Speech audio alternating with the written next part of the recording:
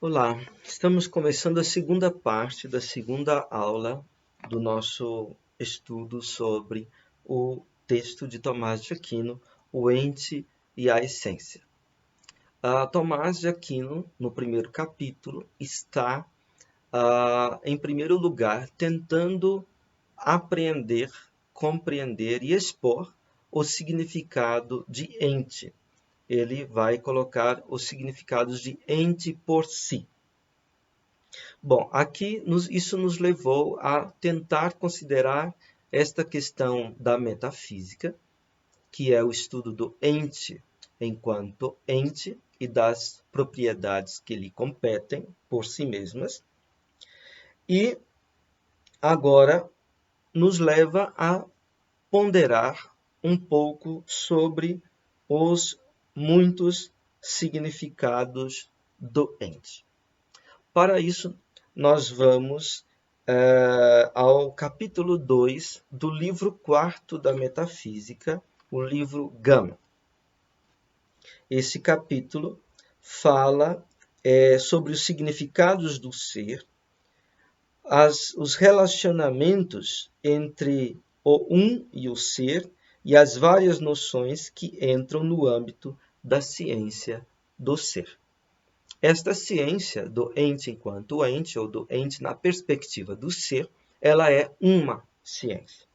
Então, ela deve ter um sujeito, isto é, um objeto, algo sobre o qual ela discorre de uma maneira unitária. Ora, nós vimos que esse um sujeito, esse um objeto, é o ente enquanto ente, o ente na sua máxima universalidade, aquilo que Tomás de Aquino chama de ente comum. Vamos então ao capítulo 2 do livro 4 da Metafísica. Aristóteles começa com essa famosa expressão to deon legetaimen polakos. O ser, pois, se diz de muitos modos. O ente ou ser vem à fala de muitos modos. Se deixa dizer, se deixa manifestar de muitos modos na linguagem. E o texto de Aristóteles continua, mas sempre em referência a uma unidade e a uma realidade determinada. Alá pros hen kaimian tinafissin kai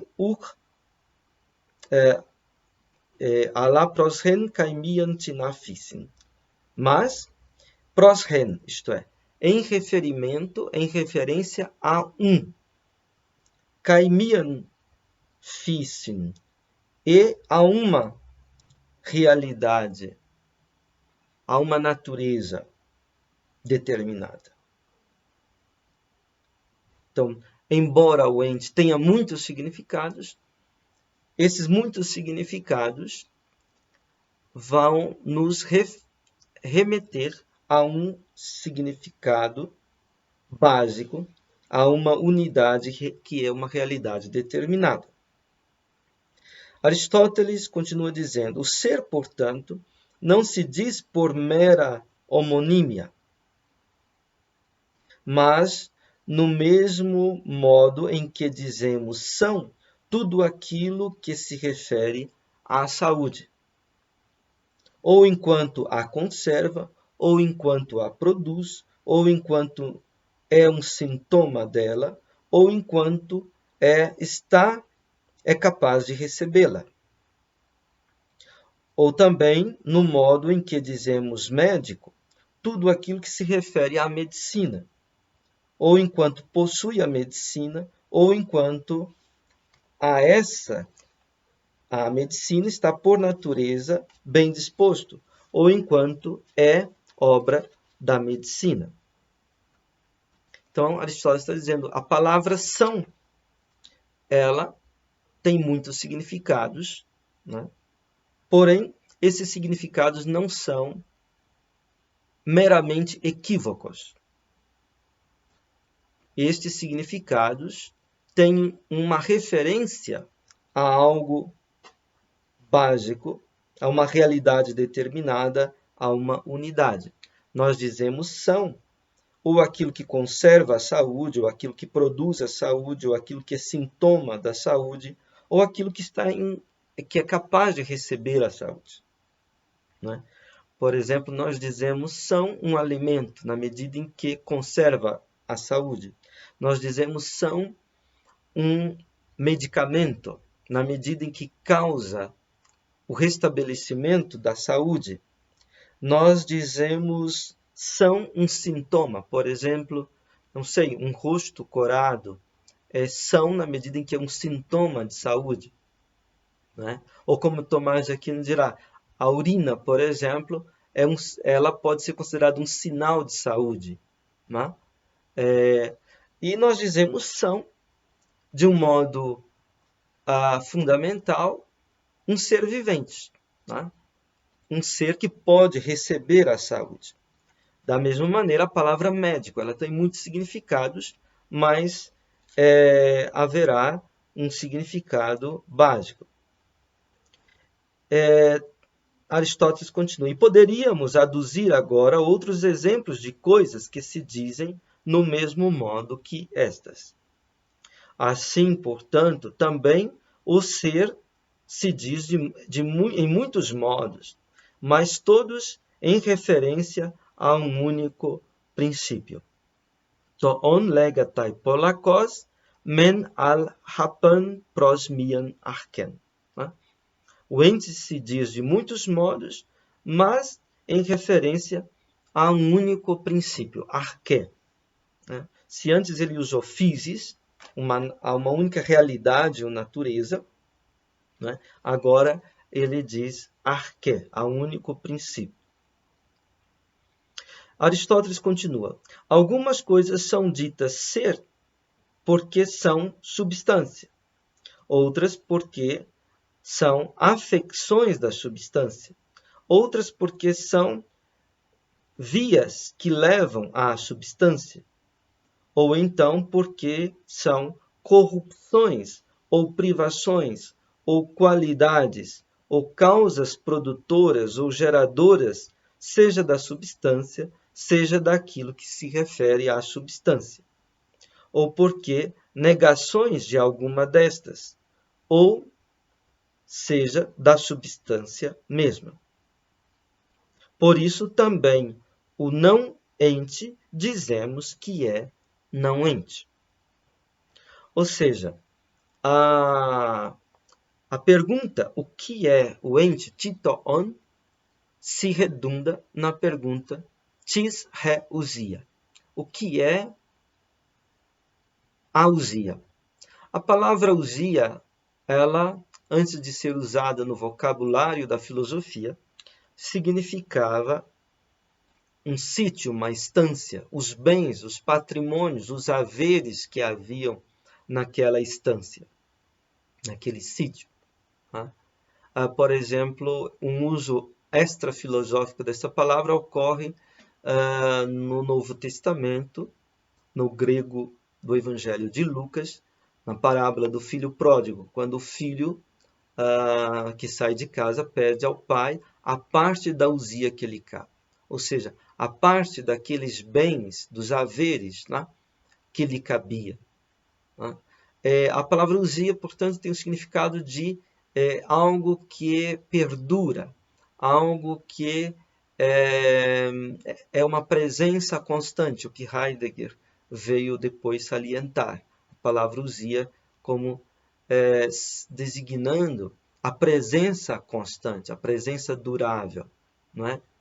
Esta palavra que teve a tradução para o latim tanto como substância, mediante a noção de hipóstasis,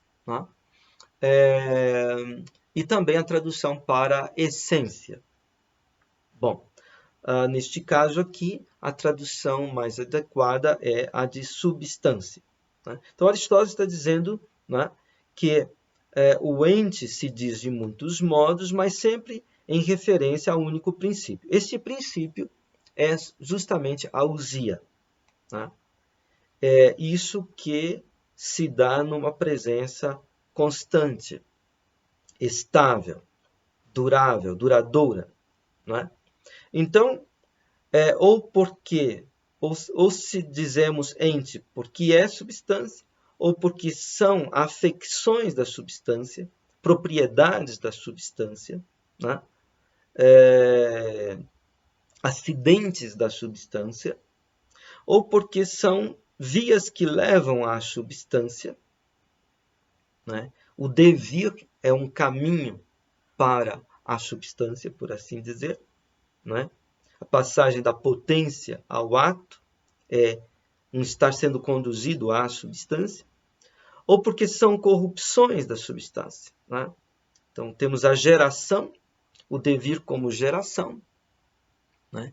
Que é um caminho que leva à substância, ou o devir como corrupção, que é um romper a unidade e retrair-se da substância, por assim dizer, né? Algo que está presente não mais está presente. Ou então privações, como por exemplo a cegueira, né? Ou qualidades ou causas que produzem ou geram a substância, ou são negações da substância, né? E Aristóteles diz, falando da negação, ele fala da privação e fala também da negação, né?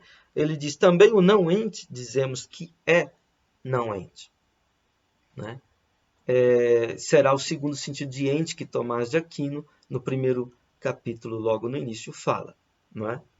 Bem, então nós temos com isso o problema, né, da homonimia pros hen, né? O problema de que o ente tem muitos significados, né?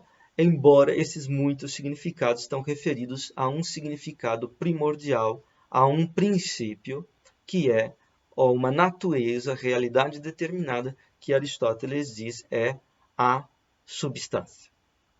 Bem, como é que isso aparece no pensamento de Tomás de Aquino? Bem, Tomás de Aquino irá colocar esta questão da homonimia pros hen em termos de uma doutrina da analogia. Bem, para nós entendermos o sentido de analogia, precisamos entender o sentido de equivocidade e de univocidade. Tá? Um termo, quando é que ele é equívoco? Quando é que ele é análogo? Quando é que ele é unívoco? O termo, eu vou aqui me basear nas lições de elementos de filosofia da autora Vanni Rovig. Ela diz assim: o termo equívoco diz com uma mesma palavra conteúdos absolutamente diversos, quando é aplicado a sujeitos diversos. O exemplo clássico é aquele do termo cão, aplicado ao animal e à constelação.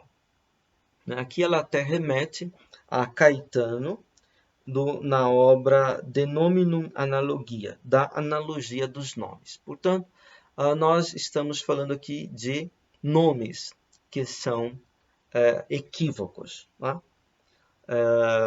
Isso vai ter uma diferença com Aristóteles. Aristóteles vai falar de coisas homônimas.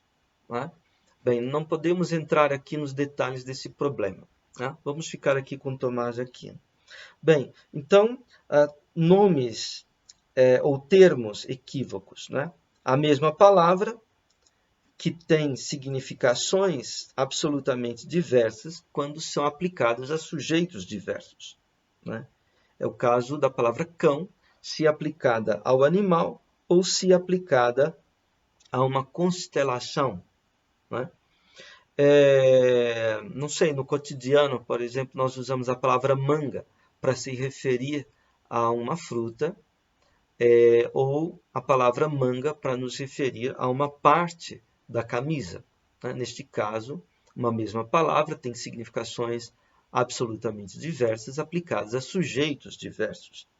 Então, aqui nós temos um caso de uma equivocidade.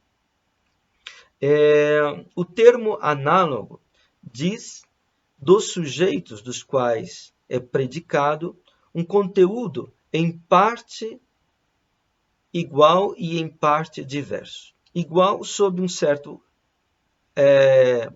aspecto, diverso sob um outro aspecto. O exemplo clássico, o predicado são, atribuído ao homem, ao remédio e ao estar corado da sua face. Né? Então, um termo análogo, né, se diz de sujeitos dos quais é predicado, ele diz um conteúdo que em parte é idêntico e em parte é diverso. Né? É idêntico sob um certo aspecto, sob uma certa perspectiva, e é diverso sobre outro aspecto, sobre outra perspectiva. Então, o exemplo, a palavra são.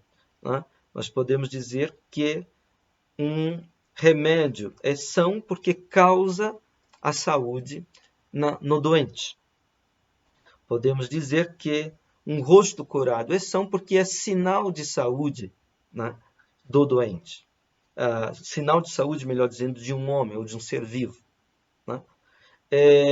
Mas o significado básico, portanto, estão ambos, aquilo que causa a saúde e aquilo que é sinal de saúde, estão referidos a um significado básico, primordial, principial, que no caso é o homem. Né? São é primordialmente aquilo ou aquele que pode ficar doente, um ser vivo, um homem. Né? Um remédio não pode ficar doente, por exemplo. Né? Então, o significado básico é o de um homem, neste caso. O terceiro sentido, terceiro caso, estamos falando da univocidade. Né? É evidente que ao termo unívoco, e mais imperfeitamente ao termo análogo, corresponde um conceito, enquanto ao termo equívoco não corresponde um conceito, mas correspondem diversos conceitos. Né? Então, o nome unívoco, ele diz a mesma coisa de todos os sujeitos dos quais se predica. Né? O nome unívoco implica um único conceito. O nome análogo também implica um único conceito. Já o nome equívoco não implica um único conceito, mas conceitos diversos. Sob uma só palavra estão diversos conceitos, no caso da equivocidade. Nós perguntamos como está esse problema do significado em referência ao nome ente. Tá? Para Tomás, o nome ente é análogo. Isso decorre, em primeiro lugar, da sua transcendentalidade. Né? O nome ente, ele traz um conceito de uma universalidade que é transcendental. Ou seja, não se trata de um gênero, né, sob cujo domínio se encontram estas ou aquelas espécies. Como Aristóteles discutiu em referência a Platão, o ente não é um gênero. Né? Como a palavra animal é um gênero. Né? Sob seu domínio caem, por exemplo, homem, cavalo, que são espécies diferentes. Né? Acrescentando-se diferenças específicas, nós chegamos às espécies. Né? Ora, não se pode acrescentar uma diferença ao ente, porque como se acrescentar um gênero, porque qualquer diferença também seria uma natureza, seria também ente. Né? Por isso, a transcendência do ente, a universalidade do ente é uma universalidade transcendente ou transcendental. Ou seja, ultrapassa toda determinação de conteúdo de gênero e espécie, por um lado. Mas também ultrapassa todas as categorias, todos os gêneros das categorias, os 10 gêneros das categorias. Tá? Então, nesse sentido, que vai ser exigida uma posição de que o conceito de ente é porém, essa unidade é a unidade da analogia, não é a unidade de uma univocidade.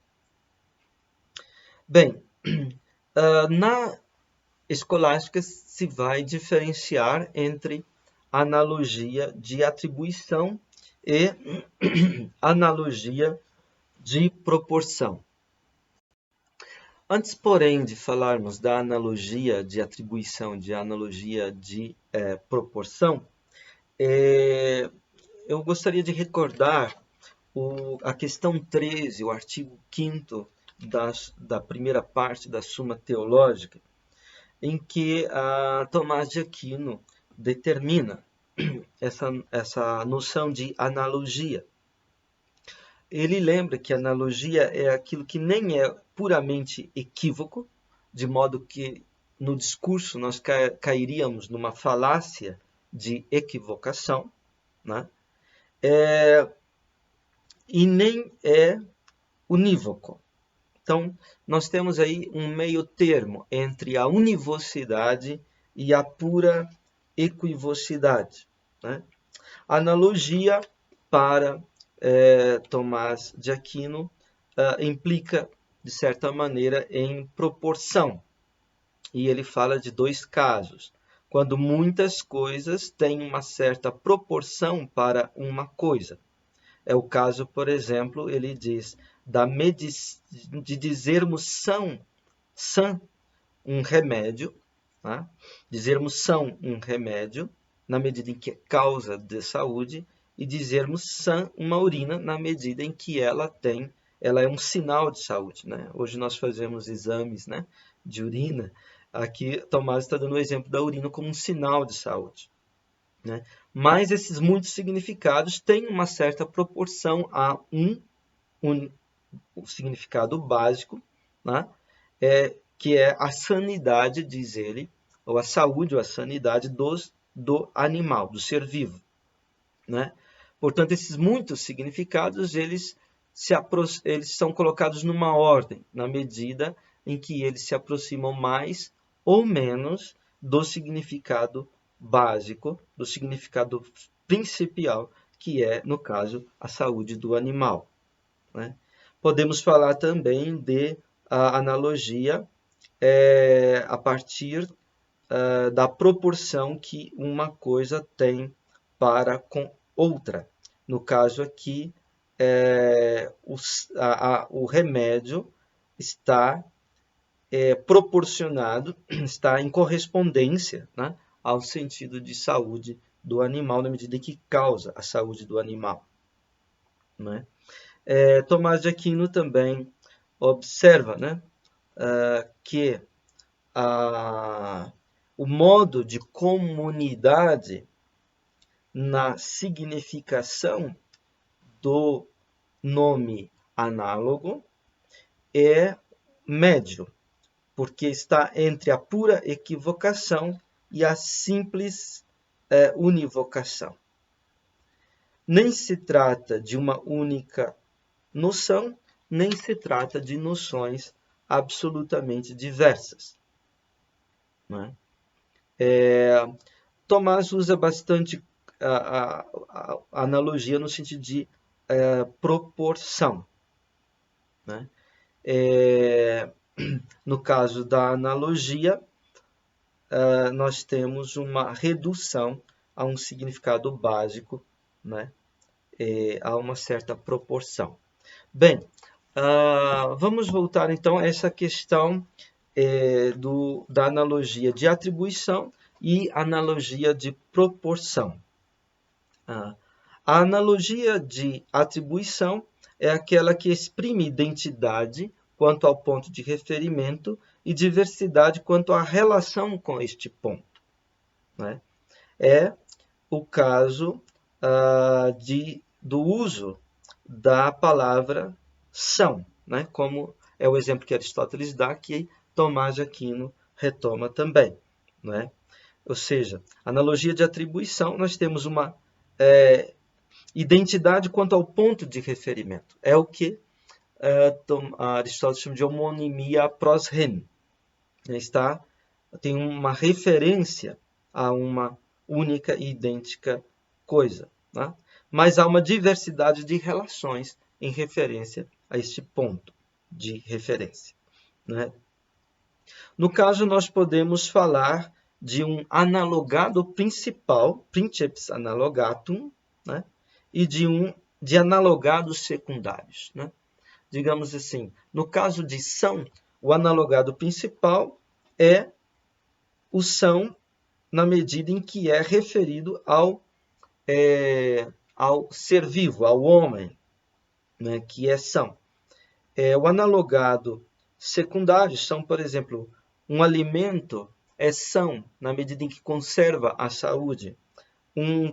O ser corado do rosto é são na medida em que é um sinal de saúde. Então, no caso, nós temos analogados secundários. O análogo de atribuição não me diz um caráter intrínseco dos analogados secundários, mas só uma denominação extrínseca, isto é, uma relação com qualquer coisa de outro, que no caso é o analogado principal. Quando digo que as batatas são sãs como alimento, não digo nada da natureza das batatas, digo somente um relacionamento que essas têm com a saúde do homem. Este é, portanto, o sentido de uma analogia de atribuição. Vamos tratar agora da analogia de proporcionalidade. A analogia de proporcionalidade é aquela que exprime uma semelhança de relacionamentos nos vários sujeitos. Mas aqui o relacionamento está dentro de cada um dos analogados individuais. Né? Então, a analogia de atribuição implica implica um ponto de referência idêntico e vários analogados, né, correspondendo de alguma maneira, ordenados a esse ponto de referência. A analogia de proporção implica uma semelhança no relacionamento entre os analogados, né, com aquilo que é o analogado principal. Ou melhor, implica uma semelhança de relacionamento nos vários analogados, simplesmente. Né? Vamos tentar explicar. Né? O que quer dizer na aritmética proporção? Igualdade de relacionamentos. Uma proporção é, por exemplo, esta. 2 está para 4, como 3 está para 6. Quando se trata de analogia de proporcionalidade, porém, não devemos entender a proporção em sentido rigoroso, aritmético, matemático, como igualdade de relacionamentos. Né? Não estamos falando de igualdade de relacionamentos, mas estamos falando de semelhanças de relacionamentos entre os analogados. Se diz, por exemplo, a apreensão intelectual é uma visão do objeto. Visão é um conceito análogo, atribuído à operação do olho e à operação do intelecto, porque não diz a mesma coisa em todos os dois casos. Diz, porém, uma coisa semelhante, e precisamente, semelhante no relacionamento com o objeto. O olho está para o seu objeto, aquilo que é visto, como o intelecto está para o seu. Então, temos aqui uma semelhança, um relacionamento de uma semelhança entre os analogados. Né? Semelhança de relacionamento, né? Entre os analogados. Né? O olho está para o seu objeto, aquilo que é visto, a cor, por exemplo, como o intelecto está para o seu objeto, aquilo que é inteligido, né? A essência de uma coisa, por exemplo. Dizia que o relacionamento está dentro de cada analogado, é intrínseco. Não é mais como na analogia de atribuição, relacionamento do analogado secundário com uma outra coisa, com o analogado principal.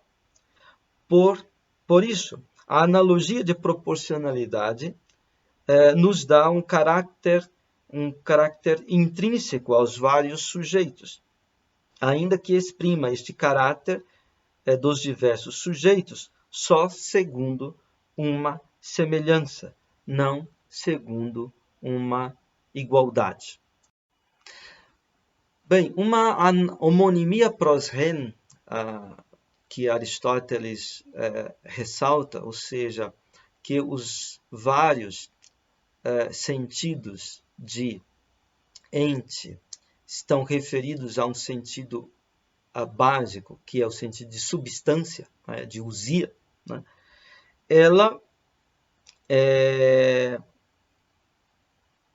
A homonimia pros rhen, ela tem a ver, portanto, com a analogia de atribuição.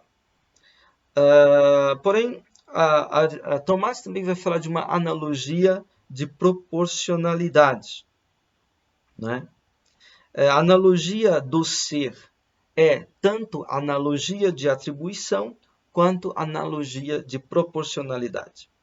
De proporcionalidade, antes de tudo, porque quando se diz de um objeto qualquer que é ente, que é uma realidade, se exprime com isto um caráter intrínseco ao objeto mesmo. Se exprime antes o seu caráter fundamental e primeiro, né? Dizer que um objeto é ente, né? Digamos, a pedra é um ente, a árvore é um ente, uma moeda é um ente, uma bola é um ente, um homem é um ente. Quando eu digo isso, eu estou dizendo não algo extrínseco, estou dizendo algo intrínseco, né? O relacionamento desse objeto com o seu ser é um relacionamento intrínseco a ele. É o relacionamento fundamental e primeiro.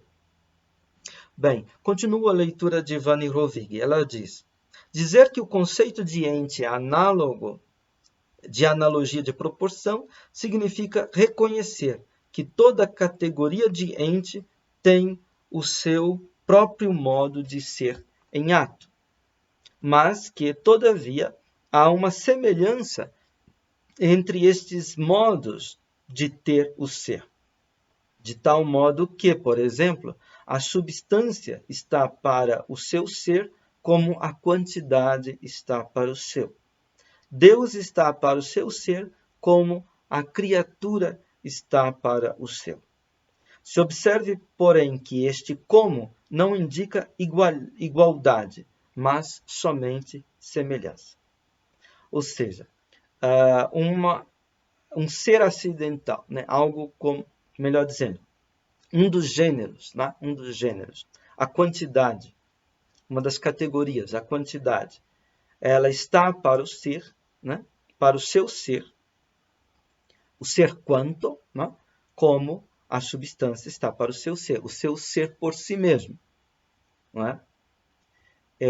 A quantidade, ela é um ser em outro, né? E ela designa que o caráter de ser quanto a substância, ela é o ser em si, né? No entanto, há um relacionamento da quantidade com o ser, da substância com o ser. Da mesma maneira, né?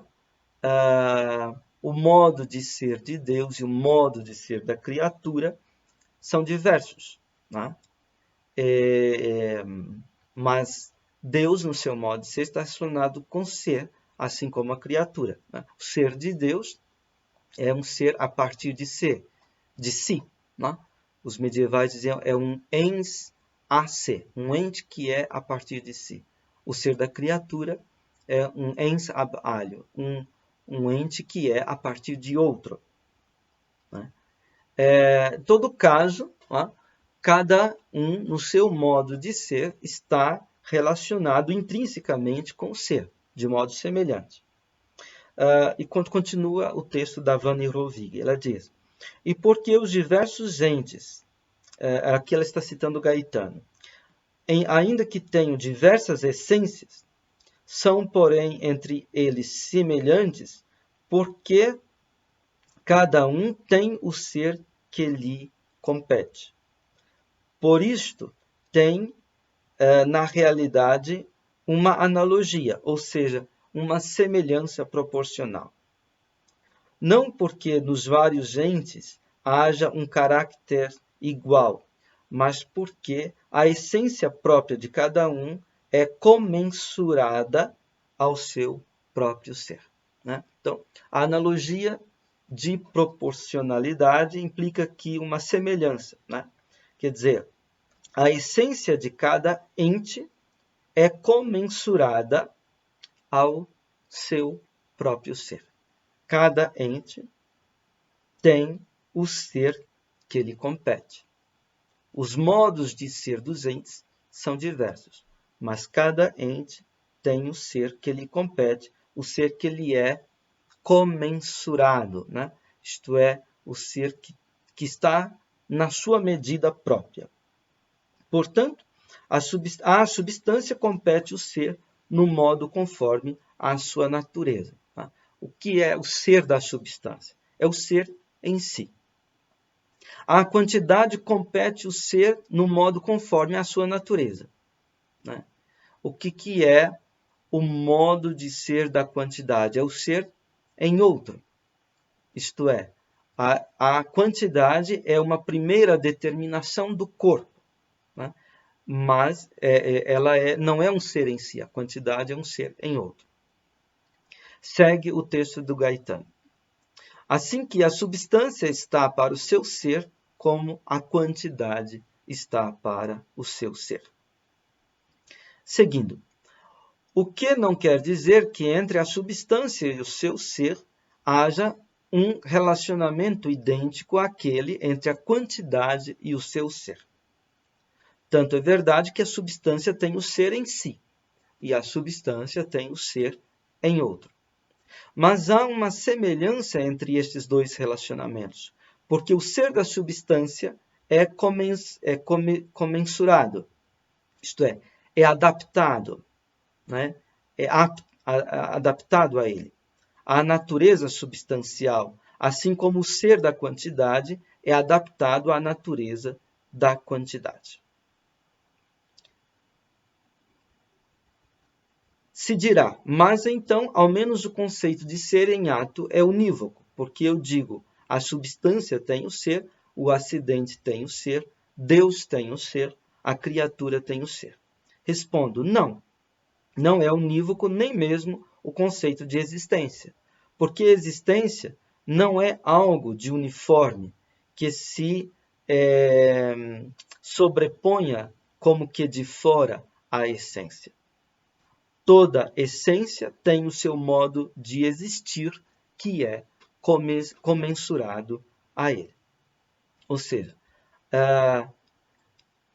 toda essência tem o modo de existir que lhe é devido, que lhe compete. Então, também a noção de existência, de ser em ato, né? O ato de ser, como diz Tomás, também essa noção não é unívoca, porque vai depender muito da essência, né, que está em questão. Cada essência se realizará numa existência que lhe compete, que lhe é própria, que lhe é comensurada. Bem, a analogia do ser como analogia de atribuição. A analogia do conceito de ser é também analogia de atribuição, porque aquilo que tem verdadeiramente o ser é aquilo que há o ser em si, ou seja, a substância. A quantidade, a qualidade, a relação existem só como determinações da substância, como modos de ser da substância. E como veremos, o ente possível pode dizer-se somente em relação com o ente atual. O ente ideal só em relação com o ente real. Quando, pois, será demonstrada a existência de Deus, se verá que a criatura pode dizer-se ente somente pelo relacionamento que ela tem com Deus. Estes problemas sobre o ente enquanto ente, sobre a analogia, nos parecem extremamente abstratos e são efetivamente tais de uma certa maneira. Mas nos recordemos que justamente por isso eles comandam depois todas as soluções dos problemas mais concretos.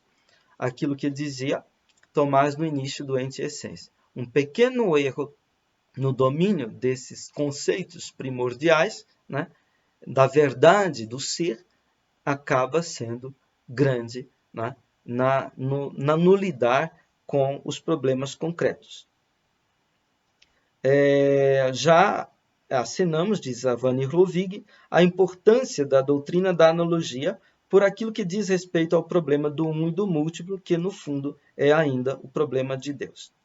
Veremos depois a importância que a doutrina da analogia tem para o conhecimento de Deus. Então, na teologia metafísica e na teologia da fé de Tomás, o problema da analogia também será central.